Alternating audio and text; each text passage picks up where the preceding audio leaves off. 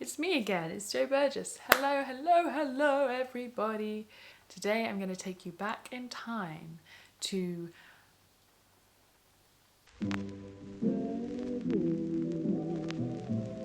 Anne Lister. So, Anne Lister. Anne Lister.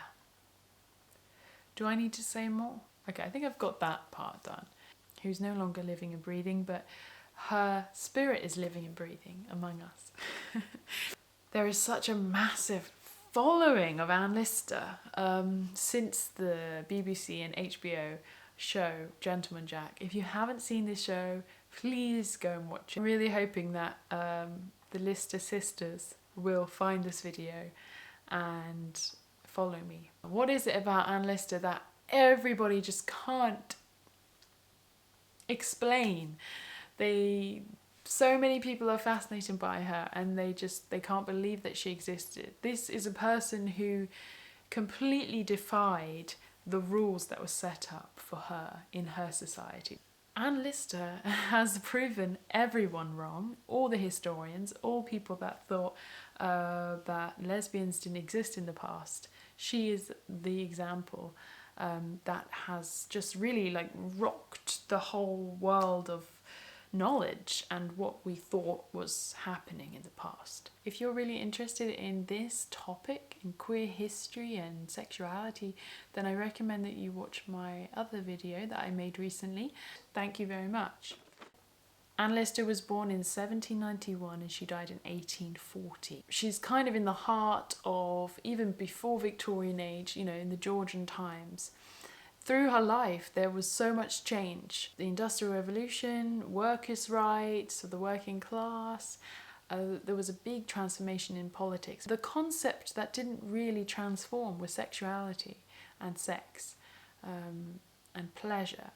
That kind of was pushed right down. It didn't move forward. There wasn't much progression. And I'm talking mainly in England and possibly in the US. But what's fascinating about Anne Lister is she did not fall neatly into the roles that society gave her as a woman. So who is Anne Lister? She's the most incredible person. She's a polymath. She was intensely intelligent. She read everything. She would make sure that she was aware of all the topics and the debates and the sciences and history and everything that she was interested in, medicine, biology. She was a scholar. She ran her own business, she travelled extensively, she was interested in so many things. The most famous thing that Anne Lister is known for is that she wrote a diary. She wrote about all her experiences with other women and everything, every single detail, the sex, what she did, what she ate, where she went, the time, the weather, everything. And of course, she also wrote about the relationships that she was having with other women and the sensitive topics that she knew would perhaps not be looked on favourably in society. She invented a code so that she could then still talk about it in her diary, but no one would know what it meant. And she also taught that code to the women that she was with, in relationships with, so they can converse in letters and write about all this stuff, and no one had any idea what they were writing about. So every sexual encounter, how long orgasms lasted, how many times a woman orgasmed, very meticulous, detailed accounts, and it's just very juicy. I recommend that you read the diaries, it's riveting, amazing. In 1834, Anne Lister married Anne Walker and they took communion together, they gave each other rings. They did it in public, but not without the public realising, if you see what I mean. So they gave rings privately, but when they were taking the sacrament together, to them and in front of the whole church and to God, it was their way of saying, we are committing to each other, we are marrying each other in front of God, who is the ultimate judge. 1834, it's incredible. You can go to the church today and you can see there's a plaque outside the church that says that where Anne and Anne got married, and it's just so amazing. Just a little side note about how cool Anne Lister was. She used to have pistols in her room when she heard a noise outside and she knew that it was a thief coming to steal chickens or whatever, she'd open the window and she'd start shooting at the person. So she did a lot of firing practice through her bedroom window. She also would dissect human bodies and would have them sent to her when she was in Paris. So she was intensely interested in anatomy and biology and all the sciences. When one of her servants got shot in the head, she helped the doctor, saw the... she helped, look inside the brain afterwards. Anne Lister is a landowner, an entrepreneur, a diarist, a scholar, a traveller, a lesbian. So Anne Lister was extraordinary in her time. Now, she did have money and she did have status more than anything, because she was from a ancestral regal family, and that's what she took great pride in. And one of her trademark looks was that she used to wear men's clothes, parts of men's clothes, and black. A lot of people used to think that she was a man when she was walking out. At the time, she had all the qualities that were considered masculine at the time, and they were only reserved for the male sex. So qualities like being active, being energetic, running your own business, estate, having education in all subjects, not just in the feminine subjects, being a leader, being very confident and assertive. All of these qualities were reserved only for men at that time. Anne didn't want to be a man. She didn't want to turn into a man, but she did want male privilege, and that is what she craved. To be able to love the women openly and do all the things that she wanted to do. She just wanted that freedom. She longed for the social power and sexual desire that was given freely to men. The things that were so natural to her as a person were denied to her because of that, but she did it anyway. She had to create her own sense of self, and she did this by putting together her own fragmented identity of masculine and feminine qualities together to create her own sense of who she believed she was. Gender roles are considered an outward manifestation for what is natural for your assigned sex. That's what society teaches us. The gender roles of being a female, all the stereotypes of being a female, so being feminine, doing feminine things, buying feminine clothes, liking feminine colours, having feminine roles in relationships,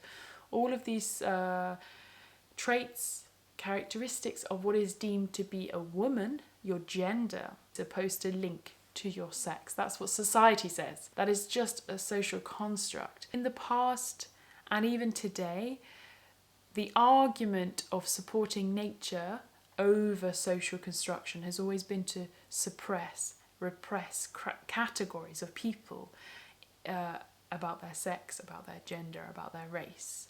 So people use the nature argument to suppress people.